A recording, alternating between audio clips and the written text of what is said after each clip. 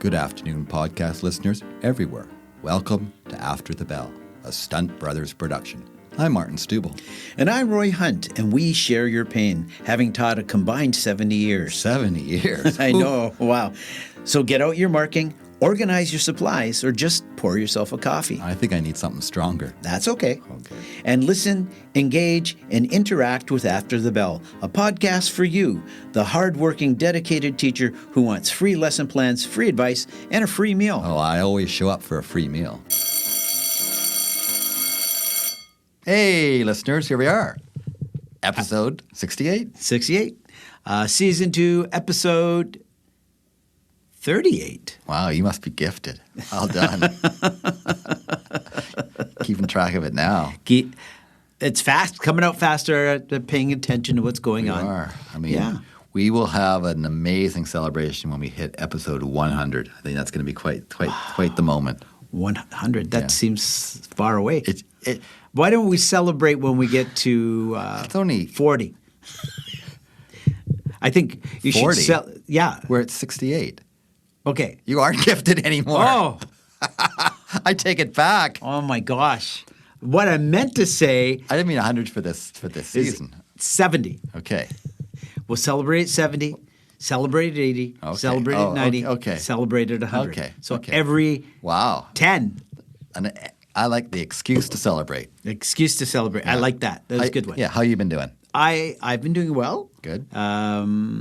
I've been enjoying. We've had some spectacular weather. We have. Nice and warm. But we're getting much needed rain now, so the forests are happy.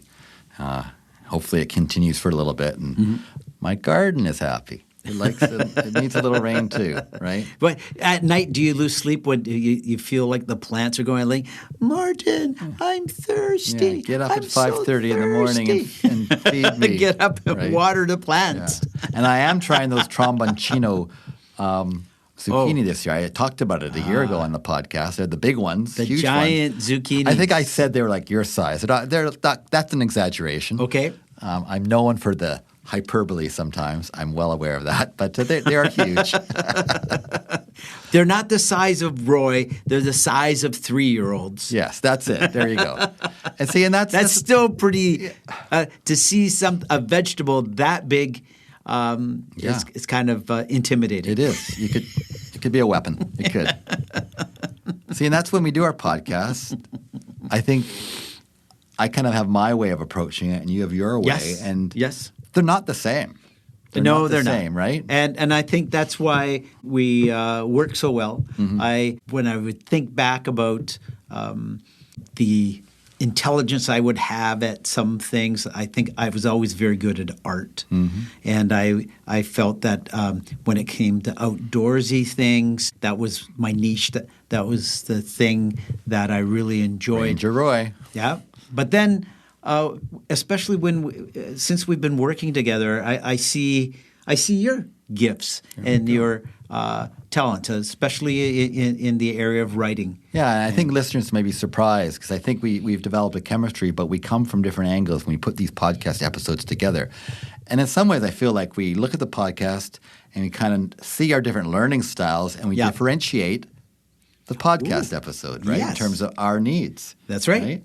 Yes. Something we tried in the classroom, and sometimes it works, sometimes it doesn't. Yes. But it's not something that certainly happened when I was young. You know, for example, if you think of, I mentioned gifted earlier. When you were young, did they have gifted programs? They didn't have a gifted program. They had the smart kids and the dumb kids. That was it, right? You're at the front of the room. You're at the back of the room. Put the dunce cap on, sit in the corner. Yeah. So we do understand that intelligence has many different components. Yes, it does. Right? And I know that before, if they were to assess to see someone's intelligence, they would use, IQ test. Mm-hmm. And that in itself is biased. Yeah. But now there are many ways to assess intelligences, and the example that I have in discussing it is Gardner's theory of multiple intelligences. Okay, yeah. And that's basically saying there are different ways that we can be smart, not just one way, and we can be smart musically. We can be smart kinesthetically through movement. We can be smart interpersonally, so we can be people smart. We can be linguistically smart, so just smart on words. I think you're smart on words. Yeah. Mathematical, that's another form of logic smart. Absolutely. And then naturalist, so nature smart. I like that one. I think that connects with me. Yeah. If I could, I guess gardening could fit into that for me, right? Gardening could fit into there. Yeah. So intra-social smart, so self-smart. And you can be visually smart, so picture smart, art smart. And I did say music, and I can imagine right now for music, you're going like, But Beatles smart, right? Star Wars smart. Where does Star Wars fit in there? Come on. It's got to be a category for Star Wars smart. Star Wars smart. Yeah. I don't know. There's a new Star Wars movie coming out. You know that? Yes, I know. Yeah. And the Mandalorian and the little guy, little Yoda. And in fact, I would love to see that. No one in my family is even remotely interested, and the first person I thought of to go to the movie with me was you. There you go. Yeah. There you go. And when we do episodes and we're not in the box, you can always see the Star Wars poster behind me, right? Yes. Yeah. Yes. So definitely. Yes. That or the Beatles. So thank you. We need to go see that. I think we do, yes. But right now, I think we need to develop this idea further of gifted learners or high achievement learners. Yes. And we have the North Van experience.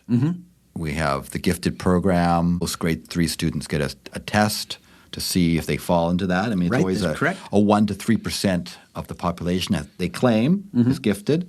But it's a complex issue, right? Because at one time in North Van, we actually had every school had a point time of gifted teacher, right? And in fact, there were different approaches. As you know, we have our students who are in the gifted program. They have an IEP. So there's an individualized education plan for those students. They would have zone conferences or zone meetings for gifted students. And I know a lot about that because I was actually one of the zone leaders in our district. So my passion is science. Yeah. And so we did a number of things in the meetings on science. Yeah. And then the zone meetings in science, there are opportunities for gifted students to work with other gifted students. And then there's also the approaches that teachers take in the classroom. Yeah, and because we have the North Van experience and we've been talking about high achievement learners and gifted learners, I wouldn't mind going out of province and even out of country. Wow. Right? And I would like to talk to Dr. Alicia Schroeder-Schock, who is an educator in North Dakota. Okay. So I have been once to North Dakota. I drove down through Winnipeg, down in North Dakota, South Dakota. I've never been. My only point of reference is the movie Fargo. Yes. I think that's a lot of us. So let's go beyond our knowledge of Fargo and talk to Alicia, who is in North Dakota, and she is on the gifted committee for the state, I think, of North Dakota, and she's very involved, and she has Elementary Elevated on her website where she really gives advice and ideas, and you can sign up and learn more about that as well, and we'll certainly link that to our website, stuntbrothers.ca at the end. But let's go on a field trip to North Dakota. There we go. Woo! It's the farthest one so far. It is. It is. Well, we went to Toronto, Ontario, so it's a little further either way. But I guess so. I don't know. Yeah. Equally amazing. Okay. So today on After the Bell, we're going to North Dakota. Now, North Dakota is officially nicknamed the Peace Garden State. Is that true? Yes. Okay, it is. And I just found out it's a title adopted in 1957 to honor the International Peace Garden on its border with Canada. So very appropriate today that these two Canadians are welcoming our American guest, Dr. Alicia Schroeder-Schock, to our podcast. So, Alicia, welcome to After the Bell. Thank you. Now, Alicia is an educator, consultant, and founder of Elementary Elevated, where Alicia works with teachers to design engaging learning experiences for advanced elementary learners. Students that Alicia calls high-ability learners. Alicia has a Doctor of Education in Educational Policy, Planning and Leadership, and a master's degree in Educational Psychology. Alicia presents nationally on gifted curriculum and differentiation and serves on the board of the North Dakota Association for Gifted Children. Alicia, you ready to have some fun? I am. Awesome. Well, that's great.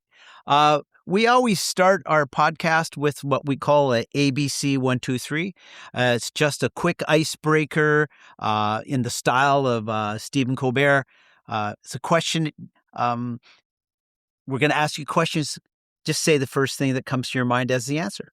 Okay. I'm going to do the ABC. You do the ABC? Martin's going to do the 1, 2, 3. Okay. Okay. Here we go. So A, first grade or fourth grade? First grade. Okay. First grade. Why first grade? I enjoy primary students' energy. Yeah. Okay. My Nice. wife teaches kindergarten grade 1 and she loves that over any grade. Yeah. Nice. B, North Dakota or South Dakota? North Dakota. Okay. Is there a big difference? I've lived in North Dakota my whole life. Okay. There are some differences. I don't know. Maybe other people would notice more, but I obviously prefer North Dakota. Yeah. I've been to both. I actually like North Dakota. I've been to Yeah. I drove down from Winnipeg straight through North Dakota and South Dakota. Yeah. Fantastic. C, learner, educator, or mom? Mom. Okay. Mom. Neat.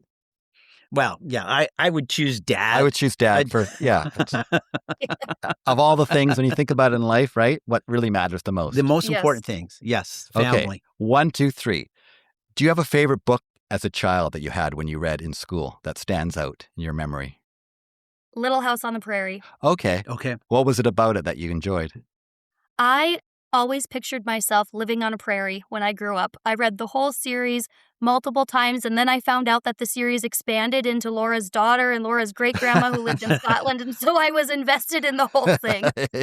You were in for your entire childhood, right? Yes, I was. And speaking of your childhood, do you have a favorite teacher from your own childhood that you can think of who stands out? It depends on the grade level. You know, in elementary school, my kindergarten teacher, Mrs. Bischoff, she stands out because she sparked my love of learning. And then when I was in high school, my math teacher, Randy Holzcam, he stood out just as really caring about his students. And I just loved every math class I took with him. Wonderful. And number 3, if you had one piece of music that you could listen to for the rest of your life, only one, you're on a deserted island, you don't have to play it over and over again till you're sick of it. But is there one piece that you would choose? Yes, Britney Spears, Oops, I Did It Again. Oh, fantastic. There you go. Fantastic. Yeah. Thank you. Yeah. So I'd like to start off with asking you a question. Could you give us a little bit of background about yourself and how you became focused on gifted and high ability learners? Sure. So I went to school in West Fargo Public Schools my whole life, and I was part of the gifted program throughout elementary school. And then but I always knew that I wanted to be a teacher, always. And so as soon as I entered kindergarten, I wanted to be a kindergarten teacher. Moving into first grade, I wanted to be a first grade teacher. I just knew that, but then by the time I got to middle school, I stuck with elementary. I just knew I wanted to be with that age of students. And then when I was student teaching, I actually came in contact with one of my primary gifted educators. And she said, Alicia, if you're really interested in gifted ed, you should get your master's in gifted ed out at the University of Connecticut because they are well known for their gifted ed program. And so then after 3 years of teaching, I realized, I really do want to know more about gifted education because you don't get much of that in your undergrad.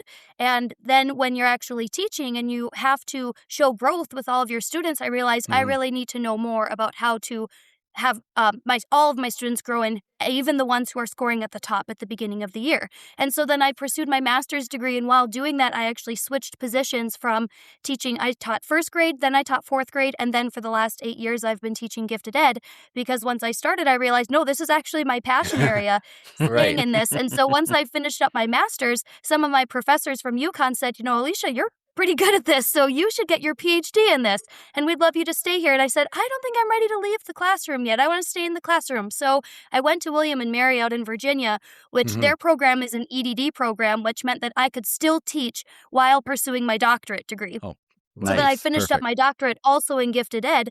And in that time, I had my first son.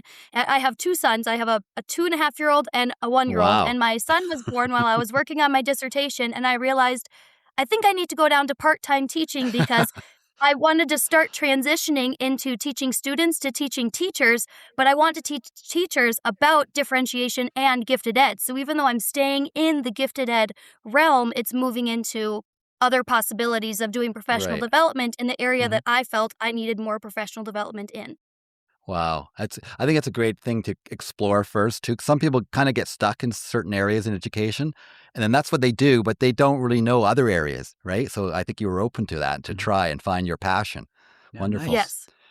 It's a bit of a random question, but we've been doing a lot of issues and talks about attendance problems in schools. I don't know if there's any North Dakota perspective on this that you've noticed that kids are not attending like they did. It was, many thought it was a COVID issue kind of thing, but it seems to have continued. You may not have any connection to this. It's just something where we had an episode recently on it and want to know what it's like in North Dakota. Is this an issue of concern with I'm sure students? there's pockets of it, Yeah, but at our school in particular, we haven't noticed huge issues of it. There's always particular students that we have a concern about, but we have yeah. kind of systems. We have a level, we call it SARB. It's like student attendance. And if they miss a certain percentage of school days, then we have a system for other people getting involved and trying Right. to get them to school. But it's not Okay. like a number one policy problem or things that people are really concerned about, I would say. Okay. Good. Okay. Thank you. Great. So, could you explain what the identification process looks like for gifted learners in North Dakota? Well, because there's not a national mandate or identification kind of definition, then North Dakota doesn't really follow suit with that either. So we don't Mm. have a mandate to service gifted students or even to have a mandated identification process. So Oh, each okay. school Wow. district is on their own for deciding, are we going to identify them and are we going to have services? And so really there's less than 5 districts across the entire state that even offer gifted education services, and those services vary widely, where some districts only serve 3rd through 5th graders. In the district that I'm in, we start in kindergarten, but that's more informal. We base it off of what we're seeing in the classroom. And then by the end of 2nd grade, we screen every 2nd grader and we check and see what their score is using, it's called the COGAT, the Cognitive Abilities Test. We screen that, see where they're scoring, and then give additional assessments. And then by 3rd grade, then we say, okay, you're formally in the program. We've looked at your scores. We look at your classroom performance, and then we see if they're in the program.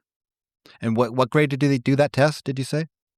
Grade. At the end of 2nd grade, and then we see Yeah. them 2nd 3rd, 4th, grade. and 5th grade. Now, there might be situations where sometimes they score really high on that assessment, but then their classroom performance doesn't match up, or we try them in the gifted ed program and it's not for Yeah. them. And so kids can ebb and flow in and out of the program depending on if it's meeting their needs Okay. or not. Because Roy, right, in BC, we tend to there's a test in grade 3. Testing is usually done in grade 3. If a student has a particularly high score, then teachers in BC put together an IEP, an individualized education plan. It becomes a ministry document to follow. Yeah. It- Now and some of our yeah, sorry. our district doesn't have an IEP, but in our neighboring district in Fargo, once they're identified, then they call it Yeah. an ILP, an individualized learning Okay. plan, and they're put on a formalized program as well. But not Yeah. like I said, not every district does it. It's just Wow. dependent on what that district chooses to Okay. do. Yeah, and then those students in BC have an option. They can go to the gifted program. It's just once a week. There used to be at one time when we started teaching, every school had a point time for gifted in the 90s. And there was a teacher with probably 2 or 3 days a week that had time to work with those students, which was considered was it 1% of the population? It was always like kind of a very narrow definition. I think that was the problem too. Mhm. But you use a bit further beyond gifted. You use the term high ability learners, right? And rather than gifted. Why do you kind of gravitate towards that? Yeah, that's what I prefer. I just think it has a lot less baggage attached to it. Because Yeah. sometimes if you hear the word gifted, then you go, oh, I'm only working with the top 3% or the top 1%, or Yeah, yeah. they need to consistently be above the 97th percentile or the 99th percentile. And it's so minuscule on who they're even considering for the program. And that's why a lot of programs get flack, because they're seen as this elitist program that it's super hard to even get into. And so Yeah. I just like to say that they're advanced or they're high ability, just so that teachers know I'm just looking for students who are either catching on quickly to content or already come in knowing a lot of the content, or, show really high test scores consistently and likely need more. I like that because I have found sometimes the term gifted in parents and students can create a bit of a snobby appeal. You know what I mean? Like I've had students, well, I'm gifted. I don't have to I'm do gifted. this, right? And parents also, my child's gifted, and they walk around expecting the world. But there's a lot more to it than that, right? And it doesn't make you dive deep into what that child needs. Yes, exactly. And there are some, gifted educators. And I know that I said that I was part of a gifted program growing up, but I don't see that as like a huge part of my identity. Like, oh, yes, I was gifted. It was just like, okay, well, I needed more than what the classroom was providing. And there's a big debate in even the gifted ed world on should we be using the term or not. And I'm less concerned about if a child should be labeled or not versus what services should we be providing students who show that they need additional, instruction that advances them. What are some of the common misconceptions about students who are gifted or are high ability learners? I would say there's a few. Number one is that we assume that they should be just high in everything. High executive functioning, high in math and in reading and in writing, and that they should just be getting high scores all around, and that's not true. We also can assume that, if you're gifted, that means you maybe are a teacher's pet or you're always on good behavior, and then because then they'll say, oh, but they're gifted. Why are they causing problems in the classroom? It's like, okay, well, there's something else going on there. Sometimes we assume that just because they're gifted that we could just set them off independently and that they can just complete individualized work all the time without guidance. And then I would say something else is that we assume that they enjoy teaching other kids, where we put them in the teacher role, because since they know more, they must enjoy teaching other students what they know. And then I would say the biggest misconception is that the students will just be fine if we just leave them. They'll be fine. I only need to meet with them once a week because they're already high. They'll be fine. Their scores will be fine. Don't you think they often misunderstand gifted as being, they do really well in their marks. They think this is what a gifted student is. They're very organized. They're that kind of student that can be independent, where gifted tends to be someone, they think outside the box, right? They think differently, which means they often come with other things too, that maybe other learning needs that need support as well. Do you find that gifted kids often have those other learning needs that we forget about?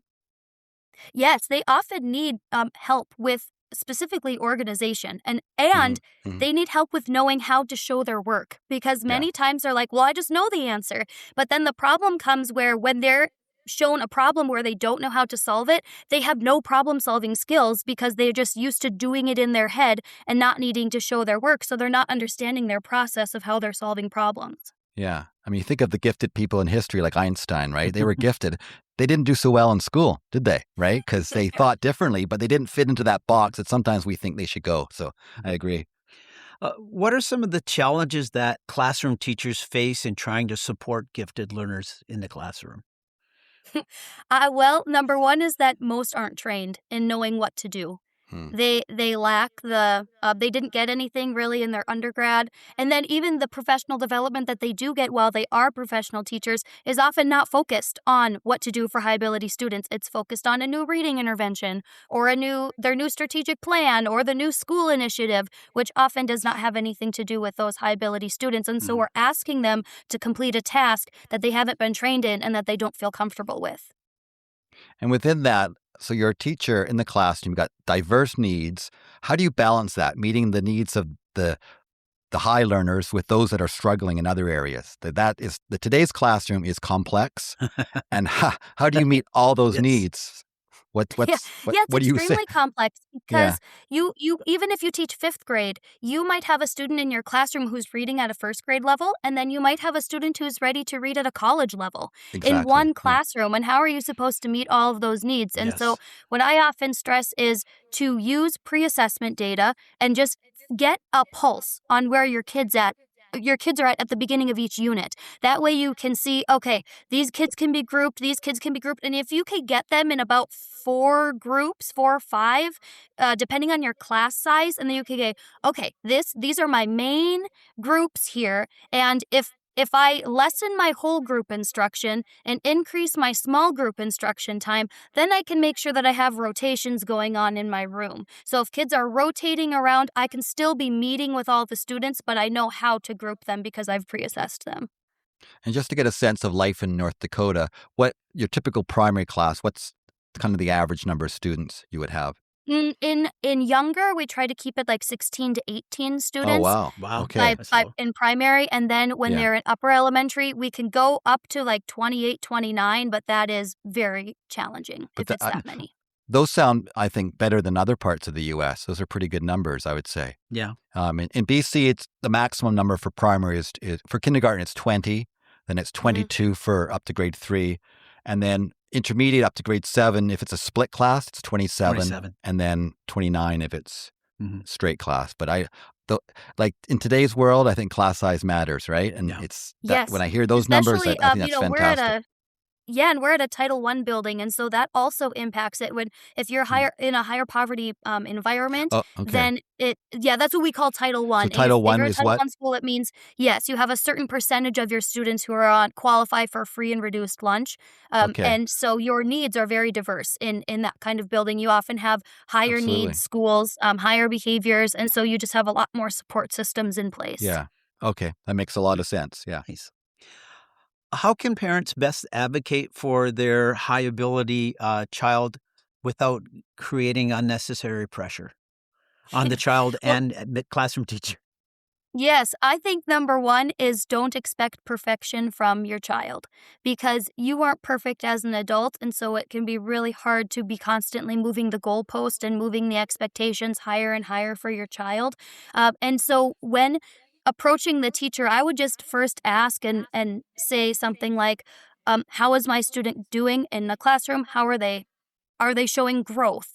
Because if you ask it as, are they showing growth, not are they showing proficiency, then that shifts the conversation into what is happening so that my child is growing.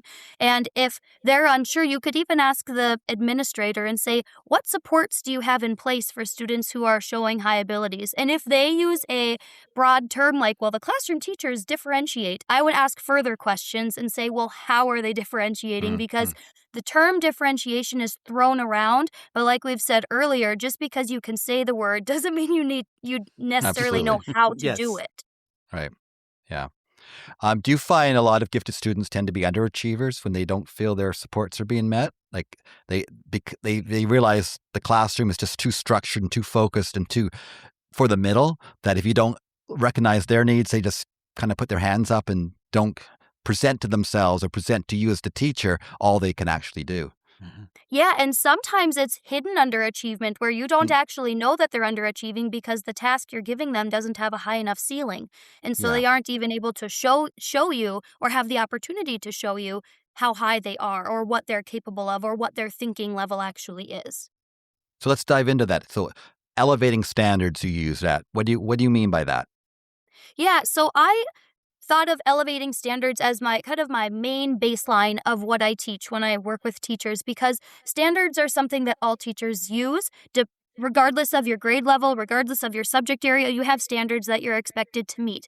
And so I thought, okay, how can I create something that's feasible for all teachers regardless of what they teach?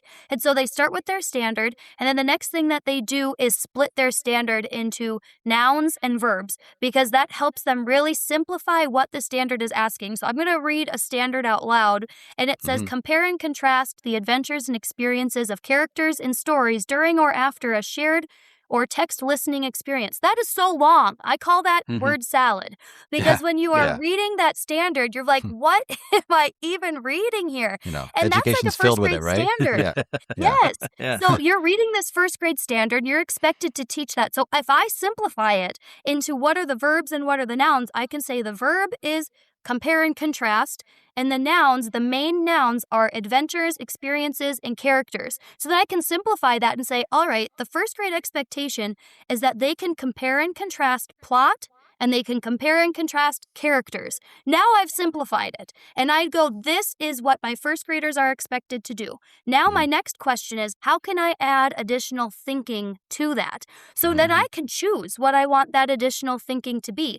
Maybe I want them to find patterns between plot and characters. Maybe I want them to find patterns, but of specific problems that we're finding or patterns in the ending of stories. And then in North Dakota, we have really long winters. And so maybe we might have a winter-themed story analysis. And how are problems the same in winter stories? Or what's the perspective that you often see in winter-themed stories? Or how does what kind of changes occur in winter-themed stories? So you can tack on additional layers while keeping the same foundation and keeping the same standard in place. Yeah. Okay. And how do you build choice and autonomy into designing the learning standards for students? Yeah, what's really hard when we say, well, we're going to do a bunch of choices, and it ends up kind of turning into how many fun projects can we do? And it turns into things that kind of have lower level thinking. So if they say like, well, one of your choices is going to be to design a word search, or one of these is going to be to do a diorama, but it's just kind of recall information that they're asked to do. So if you keep your choices aligned to what your new elevated standard is, so if you are now finding patterns among change within winter-themed stories, then you might say, okay, you can do some writing that copies the patterns that you are noticing, or you can do a speech about it, or you can create a picture or a collage that replicates patterns. And so as long as the product matches the thinking, then you're on the right track. Or if you're just doing, if you want to offer choice in a different way and you say, okay, your job is to find patterns between these two stories, and you can offer like 2 winter-themed stories, 2 rainforest-themed stories, and 2, Frog and Toad. Like you could choose whatever stories you want, Of course, but yeah. give them choice among the stories, but the prompt is still the same. Then that's offering intentional choice without it just turning into kind of fluff.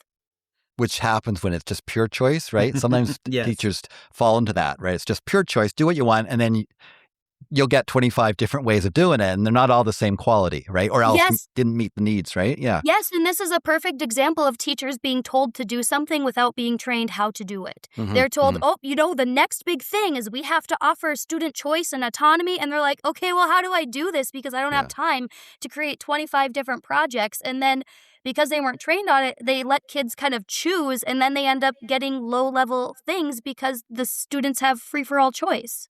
Yeah, I mean, Roy and I have taught a combined 70 years. If you put our teaching together, and you'd get whiplash if you kind of see all the change that happens in education, right? You have to kind of just, okay, what are they really saying here? Get to the heart of it, and what does it mean in the classroom? How do you put that into action?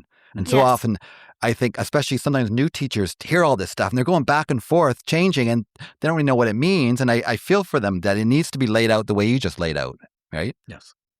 Yes, because if something is too open-ended, if something's too open-ended, you're going to get crap. And so sometimes you just really need to give specifics and you need to give examples. Because too often when teachers are trained, they'll say, well, we don't want to tell you exactly how to do this because we want, teaching is an art. You need to use your creativity. Yeah, but if you give me nothing, I don't have a baseline to go off of. Yeah. So lesson planning, how do we build engaging lesson plans from elevated standards? And I know you've talked about including AI that can save time while enhancing instruction. Yes. So when I start with what my learning objective is. Once I have my learning objective, then I can use AI and I can say something like, hey, this is my learning objective. Or if you even have trouble creating elevated learning objectives, you can use AI to help you with that. And you can say, this is my baseline standard.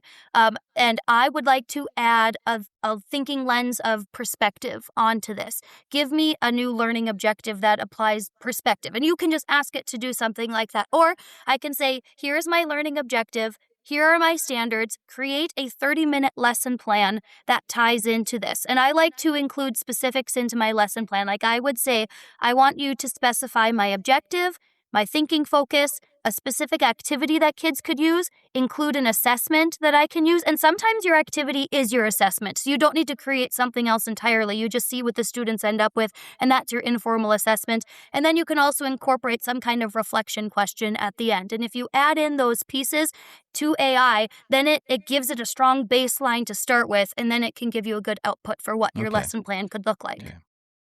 So are there any areas of AI that you see that you're concerned about? in using AI as a teacher or in developing learning plans? As a teacher, I use it all the time, Hmm. specifically because I'm the only gifted educator in my school. And so I don't have other people to collaborate with. I don't have a team. Even though there are other gifted educators in my district, there are some districts where there's one gifted educator for the entire district. And so they don't have a collaborative partner. And so I use AI as my collaborative partner. And I use it for a lot of different things. Now, I don't have my students use it. Sometimes if they're looking up information, they'll see like the AI overview on Google, which is also fine because that's a synthesis of information, and then we Hmm. can look and see where the sources came from and does it make sense. The only thing that I would say as a caution is you always need to proof what it's giving you, and you Yeah. need to give your own Yes. voice to what it's Yes. giving you, because Absolutely. it gives great ideas, but you can also make it your own. Yeah. I think using AI as a tool as an educator is good because I mean if you put the thought into it, because it's just like having someone work for you, right? And we don't all have a staff of 10, and sometimes it's nice to have a staff of 10. What I worry about is when it's get overused for students in the classroom. And I've heard of classrooms that exactly will have they'll use AI in their grade 4 class to have the students brainstorm ideas for their stories.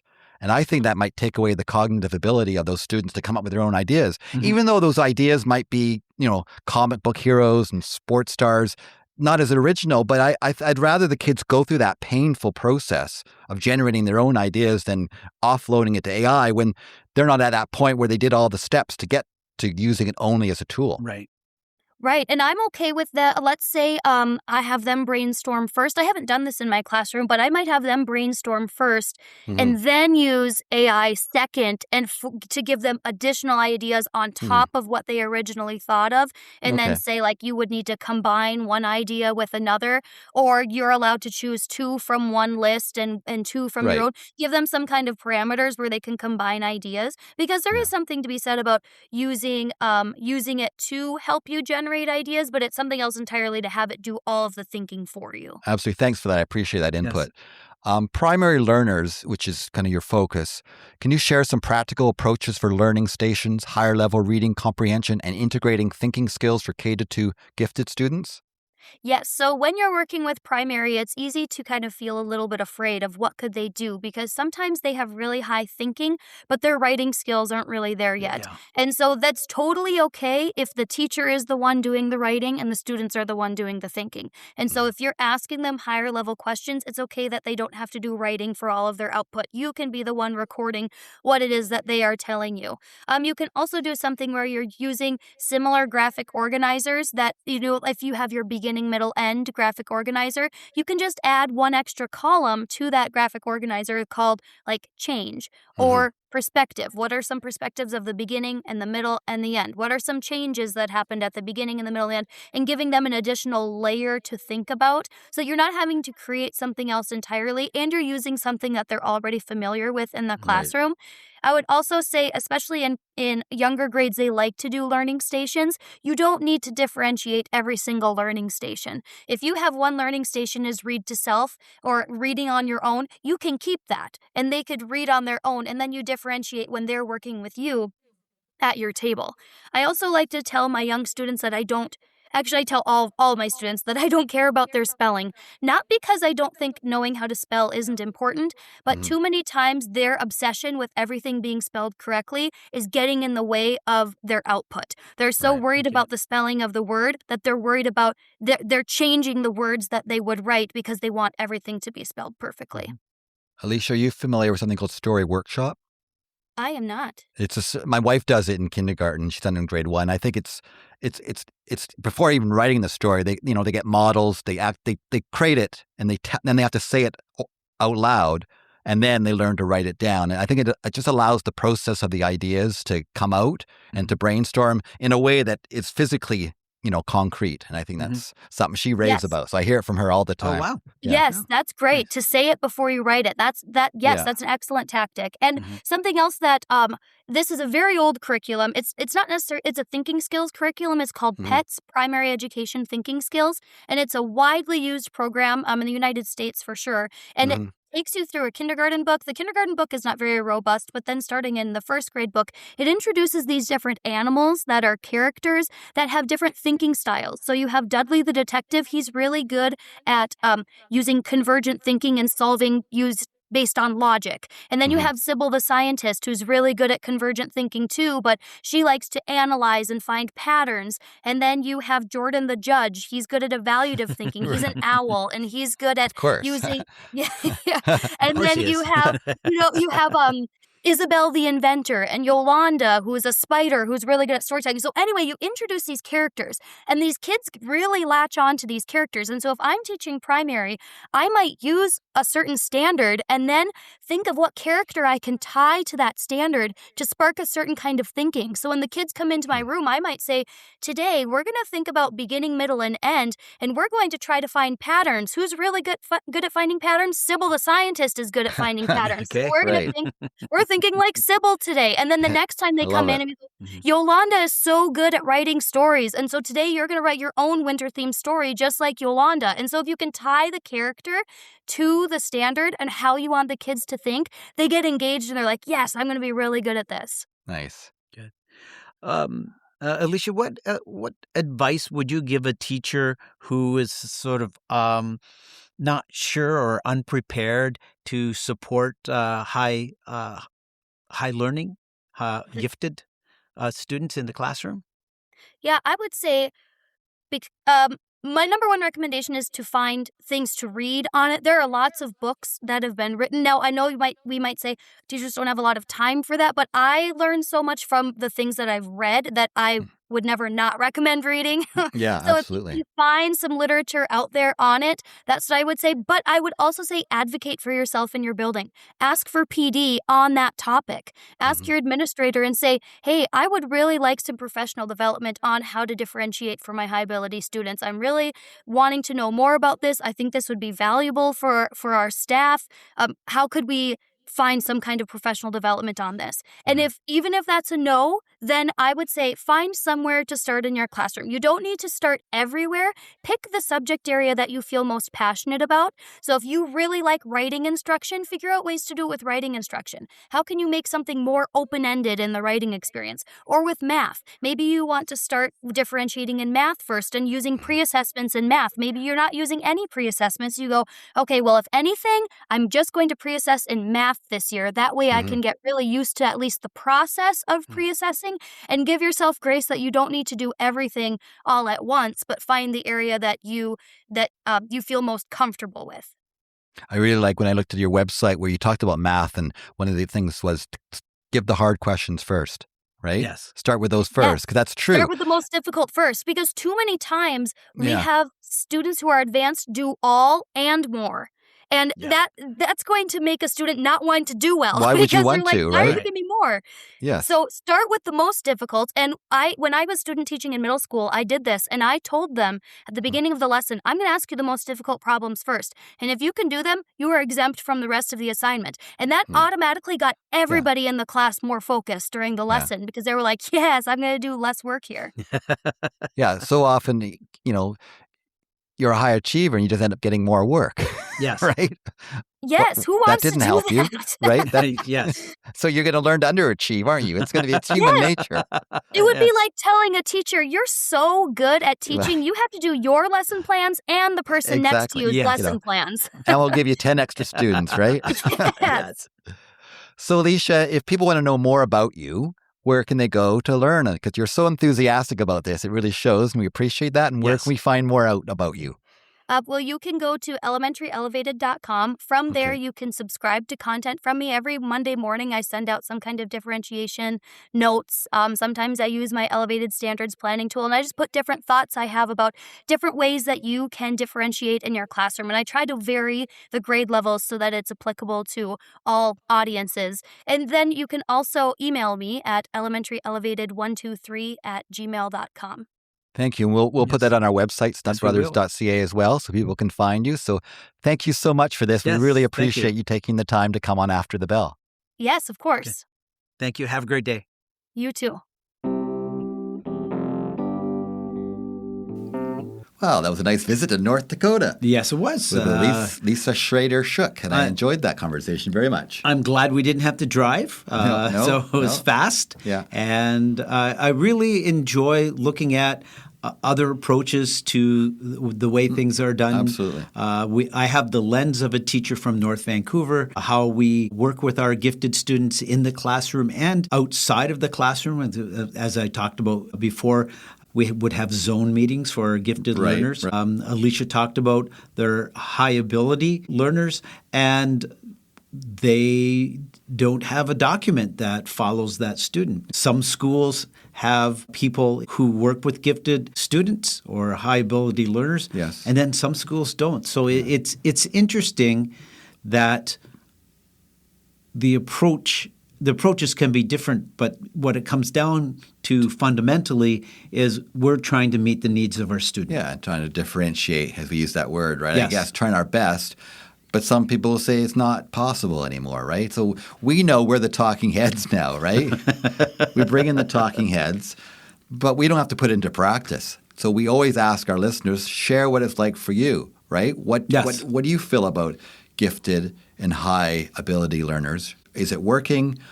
Are there things that could change? How could you best meet their needs? Yep. So, we want your comments. Go to stuntbrothers.ca, wherever we post in our Facebook After the Bell group, on TikTok, wherever you see us. We're all over the place. It's annoying almost. Everywhere you turn. There they are. Let us know, right? And don't forget to give us a rating when you listen to our podcast. Give us a rating on Spotify, Apple. We really grow when we have people who go on and give us a rating. Yeah. But I like the idea of going around the world and just going, this works, that works. Yep. Don't want to do that. Right? There's nothing wrong with that. I mean, that's how you can get the best assessment of how to meet the needs of anyone. Mm-hmm. Is it's not just one thing. That's multiple approaches to finding ways to support those, in this case, the students. Yeah. I would love to hear about the successes that teachers have had in providing for gifted learners in the classroom. Have you done gifted students just together as a group? Have you provided opportunities for leadership in a group? Really, the feedback is what really would give us some great opportunities to discuss this more. And have you tried what Alicia talked about, was like in math, for example, giving the harder question first? No. Right? Not such a bad idea to kind of do that first and see their abilities. But then what do they do? I could see someone say like, what? You give them the harder questions first, so they answer the 10 questions, and then what do I do? Yeah. Well, hopefully you got a bit of a challenge for them to work on, yes. right? Rather than just more work that they see as something going, why would I want to do just extra questions, right? So that's the balance and that's the challenge. And we know you're faced with it every day. So thank you, Alicia, for coming on After the Bell. We really appreciate it. And thank you, listeners, for continuing to support us.